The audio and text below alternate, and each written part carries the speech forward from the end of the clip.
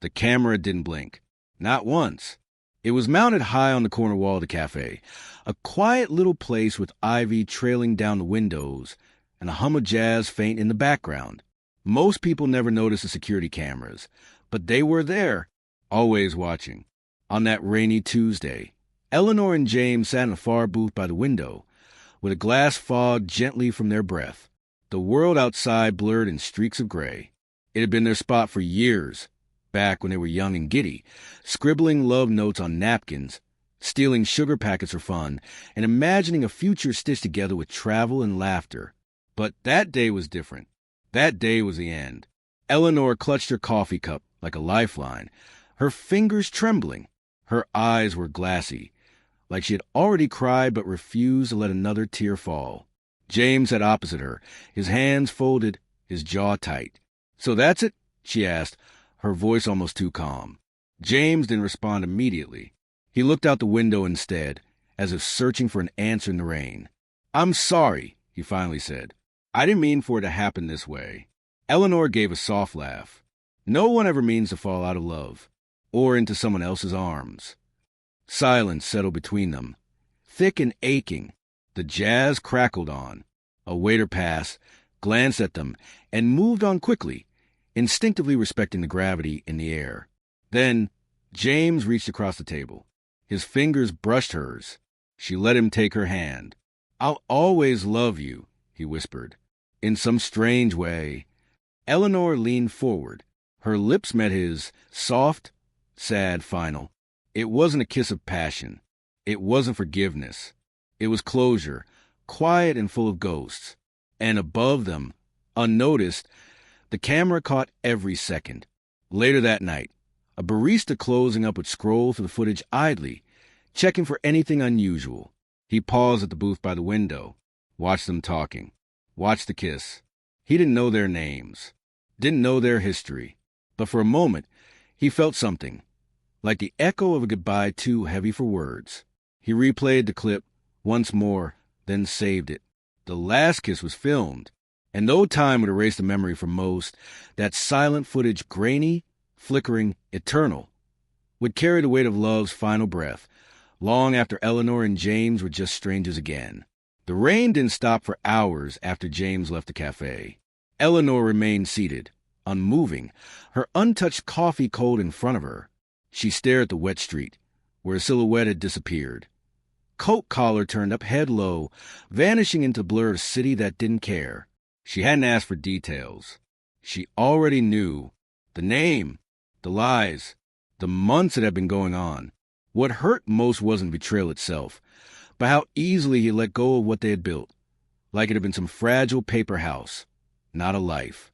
Eventually, Eleanor rose, buttoned her coat with numb fingers, and walked out without a word to anyone. But the camera kept the truth, the eye that never blinked. 3 weeks later, a young film student named Anya found herself reviewing footage for a part-time job at the cafe. It was boring work, cataloging clips, checking timestamps, reporting anything suspicious. Mostly, it was people stealing muffins or teens vaping in the bathroom. Then she found a file marked 04-16-25_booth07. The label meant nothing, but the timestamp, 3:24 p.m., was right during a storm. Anya clicked. She watched them, watched the way Eleanor blinked slowly, as though each word was a weight. Watched James swallow hard before speaking. Watched the kiss that wasn't passionate, wasn't angry, just final. Something about it gripped her.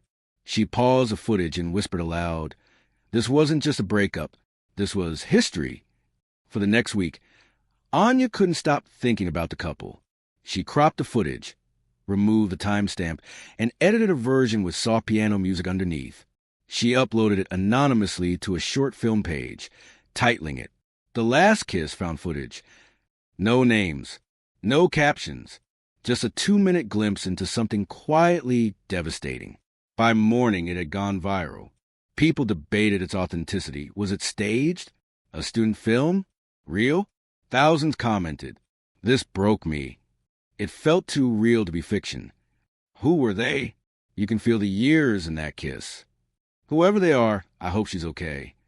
And Eleanor? She found it by accident. A friend sent her the link with a simple message. Is this you? At first, her stomach twisted, her privacy, her pain, public. But as she watched, something strange happened. She didn't feel violated. She felt seen, not for the heartbreak, not for the betrayal, but for the goodbye. That kiss, the one she had thought would vanish into obscurity, had touched strangers around the world. People who didn't know her name had felt what she had tried so hard to bury.